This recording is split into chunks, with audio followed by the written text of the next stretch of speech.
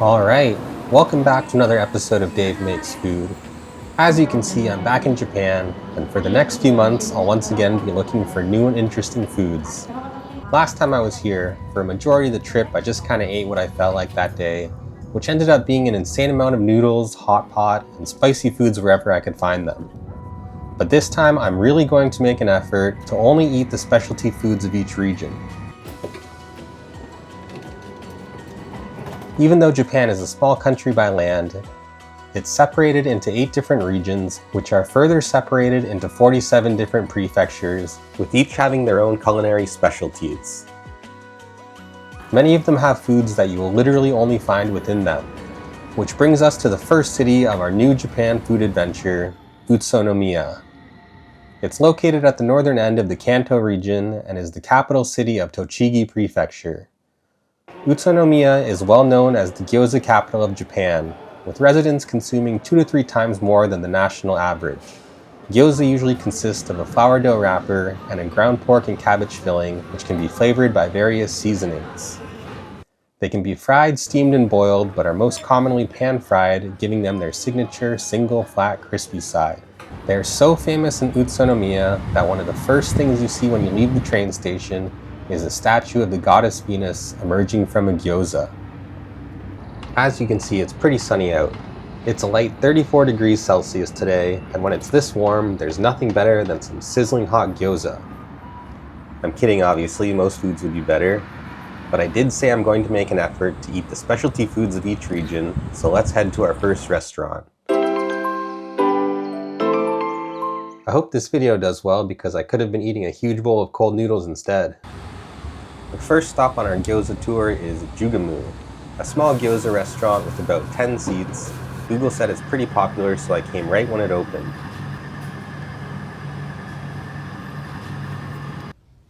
What is this? Cup. They offer 8 different and very unique types of gyoza, as well as some noodles, rice, and side dishes. I obviously had to get the mixed platter, and I couldn't resist ordering what was labeled as secret pickled mustard greens. They were about $3, and I was certainly not expecting the portion to be so large. The pickled mustard greens were definitely Chinese style and flavored with sesame, chili, and some heavily seasoned ground pork. They were very mild on salt and had a fantastic firm crunchy texture. They were delicious. But onto the gyoza, which took about 10 minutes to make, which seemed surprisingly long, but they really took care to make sure every dumpling was perfect. Once the gyoza arrived, they looked incredible and very generous in size. Each of them were steamed and then pan-fried to give them a perfect crispy bottom. I decided to try the orange one first, which really surprised me in flavor once I took a bite. It tasted like spaghetti and meatballs. I was more or less expecting a slightly altered pork and cabbage filling for each gyoza with your standard ginger, garlic, soy, and stuff like that, but this tasted more Italian than Japanese. There were definitely flavors of tomato and Parmesan cheese. It was completely different than what I was expecting, but it was also delicious, and made me more excited to try the rest of them. Next up was the green one, which turned out to be chicken and spinach. It had the same pleasantly thin, chewy, and crispy gyoza skin, but the filling was a lot milder in flavor. The menu made it clear this one had no garlic, but I kinda like garlic, so I felt like it was a little bit plain for my tastes. But it was still very good because it was made with such care. Next was something I'd never seen before, a pitch black dumpling. The skin is made with dough that includes bamboo charcoal. The minced pork filling also had a good amount of bamboo in it, which has a very distinct flavor and soft, crunchy texture. The first 2 gyoza were so unique, and this was more of the classic flavor I was expecting. And as you can imagine, it had the same perfect skin. The flavor of dumplings usually gets repetitive quickly, which is why they always have so many condiments, but because all these had such different flavors, I didn't feel like I needed any, but I couldn't resist trying this vinegar with chili and garlic in it. And I obviously had to add some Sichuan pepper. The next gyoza is their #1 seller. This is the classic pork and cabbage. This is exactly what I was expecting in flavor. Lots of delicious pork filling and juice with aromatic ginger and garlic, and again the perfect texture. Anyone who likes dumplings will enjoy this one. The next one looked extremely similar, but when I bit into it, it was completely different. I was very surprised to see it was full of barley. It gave the filling a much different chewy texture. The filling tasted similar to the last one, but this one had such a more pleasant texture. This golden one with the classic round soup dumpling shape was next. It was extremely juicy, and immediately you could taste the distinct flavor of shrimp. It really tasted like a good shumai, but with a much different texture since they were pan-fried. The combination of pork and shrimp was fantastic, and this was probably the favorite one that I tried. As soon as I bit the last dumpling, it had the distinct and delicious flavor of beef. High-quality Tochigi Wagyu according to the menu, and it was a delightful change of pace from all the previous pork fillings. It was very rich and beefy in flavor, without other distractions. A simple and perfect beef dumpling. Overall, this was an unbelievable plate of gyoza.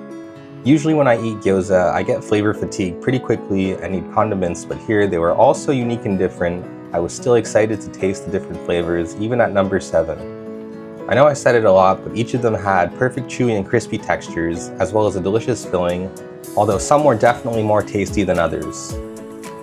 They were each also full of scalding and delicious liquid, which made them even better, especially on a nice hot day like today.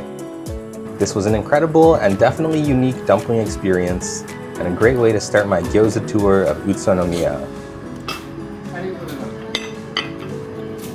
If you enjoy dumplings, I'd say this is something you definitely have to try. It's just so unique and delicious. And after that, there were tons of other restaurants I wanted to try immediately, but those gyoza were pretty filling, so I decided to take a walk around the castle grounds to build up some hunger.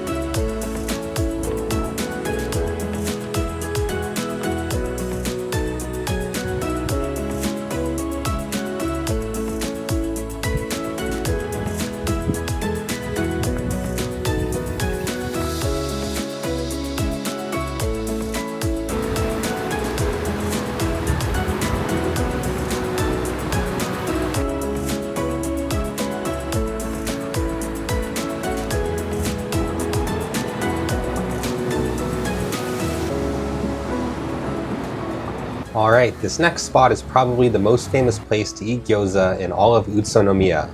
It's called Utsunomiya Gyoza Kiras, and it actually has 2 locations on the bottom floor of this mega Don Quixote.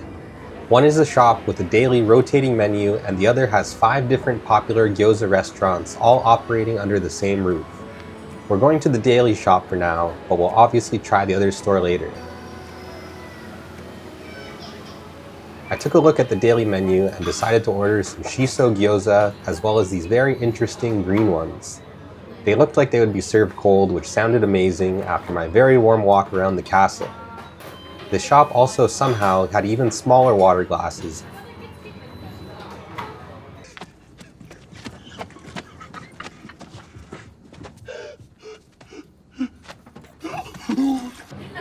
The shiso ones arrived quickly and they looked incredible. I mean, I guess it's not that surprising since this is the gyoza capital after all, but these were some of the most perfect looking dumplings I've ever seen. A perfectly golden brown crispy layer and an extremely thin wrapper. Inside was the standard ground pork and cabbage filling, but with lots of fresh shiso mixed in as well. If you've never had shiso before, its flavor isn't really like any other herb, but the closest is definitely perilla, but with much less of an anise flavor. It's more herbal, somewhere between basil and mint, but it also has this nice sourness to it. It's by far my favorite herb, but its floral flavor didn't really pair that well with the crispy salty qualities of the gyoza, to be honest. There was also quite a lot mixed in, which gave it a somewhat bitter flavor. These were by no means bad, but I would definitely try something else next time. The green dumplings arrived, and they were definitely not served cold. They arrived in a bowl full of a very hot liquid. I thought it might be some kind of light broth, but upon further inspection, it was just water. I'd never seen dumplings like this before, and I was pretty surprised when I took a bite. The skin was insanely smooth, soft, and chewy, which was very similar to, if not, mochi. The filling was the usual delicious ground pork style, but the extremely chewy texture of the wrapper made it really enjoyable to eat. These were so unique and some of the best dumplings I've ever tried.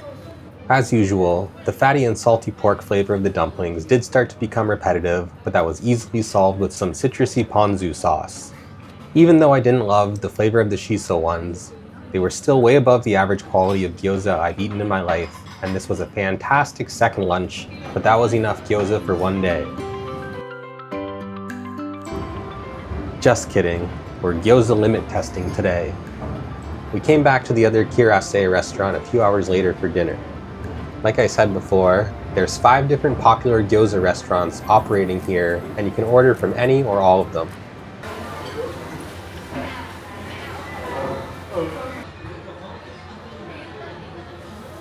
I ordered some Hanatsuke Gyoza from Minmin, and I obviously had to try the Kuro soup dumplings from Kouran since it looked just like hot and sour soup, which is my favorite. The Hanatsuke Gyoza arrived first, and they also looked outstanding. A massive crispy starch layer held each of the gyoza together. I shouldn't be surprised at this point, but not only were they perfectly crispy on the bottom, the other side was absolutely perfectly steamed as well. So soft with such a thin wrapper, full of delicious ground pork, these were perfectly executed dumplings. And next we had the soup dumplings from Kouran. These looked absolutely incredible. Dumplings in a spicy broth with lots of green onion, bean sprouts, wood ear mushrooms, and chili threads. The broth was milder in flavor than I was expecting, but it was savory and a little bit spicy. I added vinegar to give it my favorite hot and sour flavor profile. There were also some glass noodles hiding under everything, which were also delicious. These dumplings were boiled and had a thicker skin, which made them chewy and feel much more substantial to eat. They had a very fatty and flavorful pork and cabbage filling. The bean sprouts and wood ear mushrooms added an amazing crunch and texture contrast to the soft, chewy dumplings. This preparation was outstanding, and these were also some of the most delicious dumplings I've ever eaten.